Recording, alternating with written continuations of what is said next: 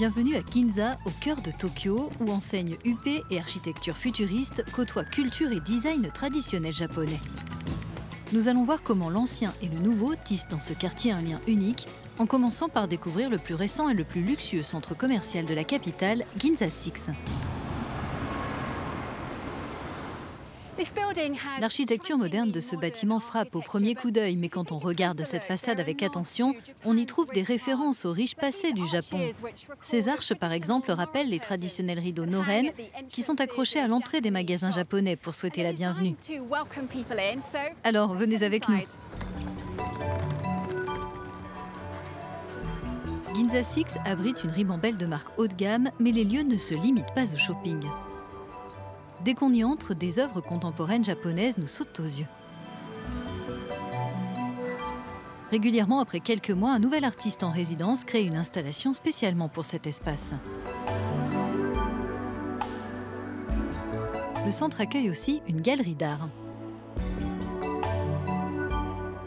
C'est Gwenaël Nicolas qui a imaginé ce vaste atrium. Ce designer français est installé à Tokyo depuis plus de 25 ans.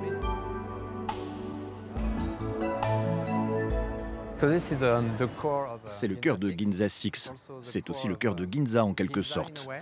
C'était ça l'idée. Quand vous regardez l'ensemble de l'atrium, cela ressemble à une grande spirale. Donc il y a ces lignes horizontales. Et quand vous avancez dans les allées, vous voyez qu'elles ne sont pas en ligne droite. C'est comme dans les petites rues que vous allez voir plus tard quand on s'y promène. De petits magasins nous apparaissent petit à petit. Cela crée des espaces individuels. Je voulais recréer cette impression dans ce grand espace.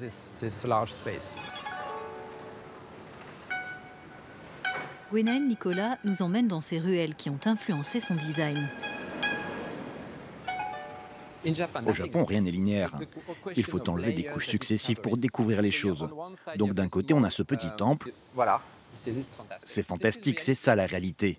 Quand on arrive ici, on ressent tout de suite le lien avec la culture, avec son aspect religieux. On ne peut pas distinguer le passé de l'avenir, il en fait partie. Autre art qui résiste au temps, le no, l'une des formes de théâtre les plus anciennes au monde, est enracinée à Ginza. La célèbre école Kanzei est aujourd'hui installée au sein de Ginza Six. Mes ancêtres habitaient à Ginza pendant l'ère Edo.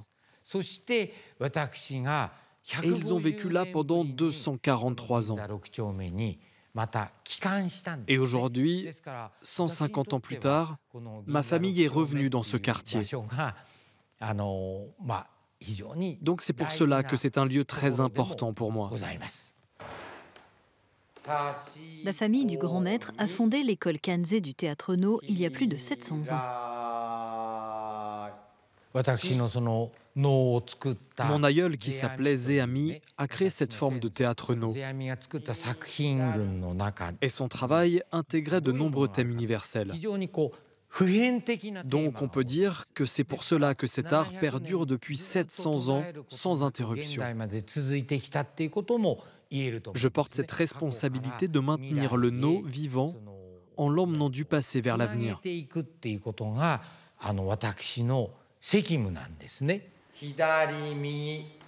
Je suis la première étrangère à être invitée sur scène pour me familiariser avec le No. C'est un immense honneur. Vous devez avoir un visage impassible. Impassible. Absolument aucune expression. C'est dur.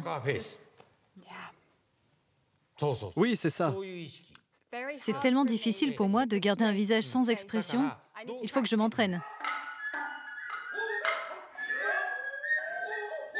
Bien que cet art soit fondamentalement japonais, l'école Kanzei a pour objectif d'ouvrir le théâtre No en le faisant découvrir aux visiteurs étrangers de passage à Tokyo.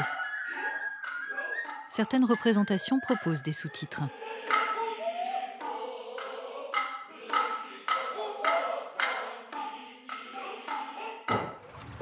Ce qui m'a beaucoup étonnée lors de mon séjour, c'est la manière dont le passé de Tokyo influence encore le présent.